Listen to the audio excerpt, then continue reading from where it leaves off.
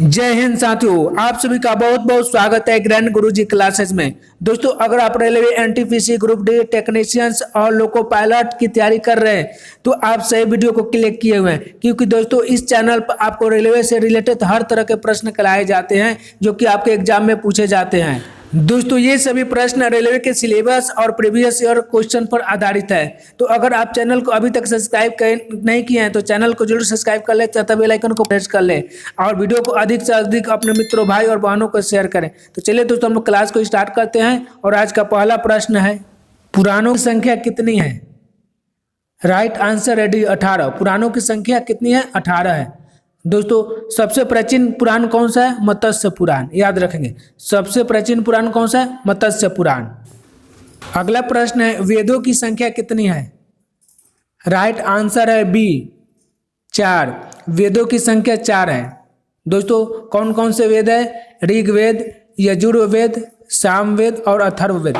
ऋग्वेद, यजुर्वेद, सामवेद और अथर्ववेद। अगला प्रश्न है, जैन धर्म के 24वें तीर्थकर कौन थे? राइट आंसर है सी महावीर। जैन धर्म के 24वें तीर्थकर कौन थे? महावीर स्वामी थे। दोस्तों, जैन धर्म के अंतिम तीर्थकर महावीर स्वामी ही थे। जैन धर्म के अंतिम तीर्थकर कौन थे? महावीर स्वामी थे। जैन धर्म के प्रथम तीर्थकर कौन थे? ऋषभदेव। जैन धर्म के प्रथम तीर्थकर कौन थे? ऋषभदेव। जैन धर्म के 23वें तीर्थकर कौन थे? पार्श्वनाथ। जैन धर्म के 23वें तीर्थकर पार्श्वनाथ थे। अगला प्रश्न है, बौद्ध धर्म के प्रवर्तक कौन थे? राइट आंसर है ए बुद्ध। बौद्ध धर्म के प्रवर्तक कौन थे? बुद्ध। बुद्ध का बचपन का नाम क्या था दोस्तों? सिद्धार्थ। बुद्ध का बचपन का नाम क्या था? सिद्धार्थ। और इनका जन्म कब हुआ था? 563 ईस्वी पूर्व। याद रखेंगे, बुद्ध का जन्म कब हुआ था? 563 ईस्वी पूर्व में हुआ था। कहाँ जन्म हुआ था? कपिलवस्तु के लुम्बिनी में। बुद्ध का जन्म कहाँ हुआ था दोस्तों? कपिलवस्तु के लुम्बिनी में, जो अब कहाँ है? वर्तमान में कहाँ है? नेपाल में। कपिलवस्तु की लुम्बिनी अब कहाँ है दोस्तों? नेपाल में है। अगला प्रश्न है, निम्न में से कौन बौद्ध धर्म के त्रिरत्न नहीं है?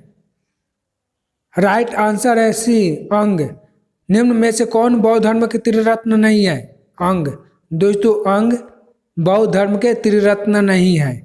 बुद्ध, धर्म और संघ, ये बौद्ध धर्म का त्रिरत्न है। बुद्ध, धर्म और संघ बौद्ध धर्म का क्या है दोस्तों? त्रिरत्न है। लेकिन अंग बौद्ध धर्म का त्रिरत्न नहीं है। अगला प्रश्न है, प्रथम बौद्ध संगीति का आयोजन कब हुआ? राइट आंसर है भी 883 ईसा पूर्व। प्रथम बौद्ध संगीति का आयोजन कब हुआ दोस्तों? 883 ईसा पूर्व। दोस्तों, प्रथम बौद्ध संगीति का आयोजन अजात शत्रु के शासन काल में हुआ था। किसके शासन काल में हुआ था? अजात शत्रु के शासन काल में हुआ था। अगला प्रश्न है, मौर्य वंश का संस्थापक कौन था? राइट आंसर है बी चंद्रगुप्त मौर्य।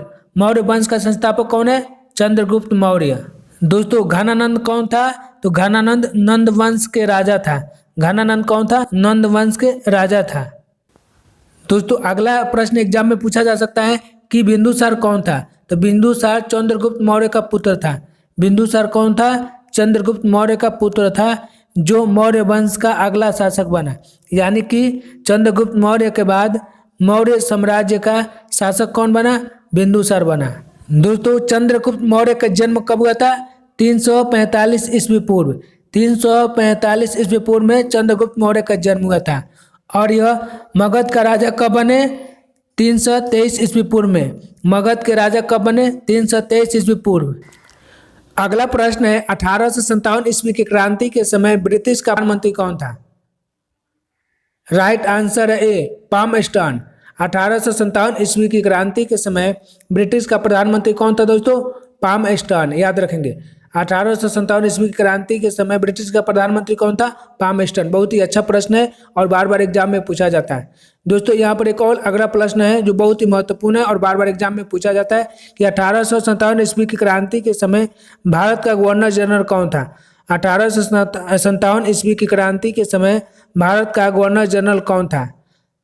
तो दोस्तों, लॉर्ड कैनिंग। याद रखेंगे, 1857 ईस्वी की क्रांति के समय भारत का गवर्नर जनरल कौन था? Lord Canning. अगला प्रश्न है संथाल विद्रोह किस राज्य में हुआ था? राइट आंसर है सी झारखंड में। संथाल विद्रोह किस राज्य में हुआ था? झारखंड राज्य में हुआ था। दोस्तों संथाल विद्रोह के नेतृत्वकर्ता कौन थे? सिद्धू और कान्हू, याद रखेंगे। संथाल विद्रोह का नेतृत्वकर्ता कौन थे? सिद्धू और कान्हू। और संथाल विद्रोह कहाँ हुआ था? झारखंड में। झारखंड के किस क्षेत्र में हुआ था दोस्तों? तो राजमहल क्षेत्र में।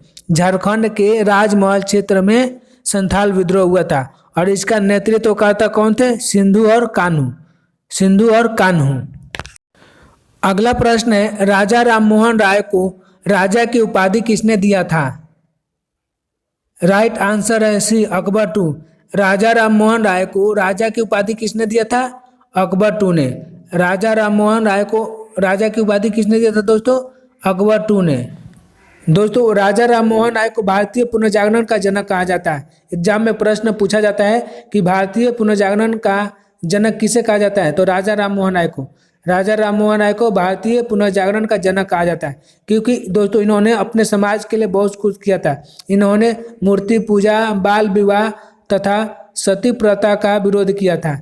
मूर्ति पूजा, बाल विवाह तथा सती प्रथा जैसे सामाजिक कुरीतियों का विरोध किया था, इसीलिए इनको भारतीय पुनर्जागरण का जनक कहा जाता है। अगला प्रश्न है भारतीय मार्टिन लूथर किसे कहा जाता है? भारतीय मार्टिन लूथर किसे कहा जाता है?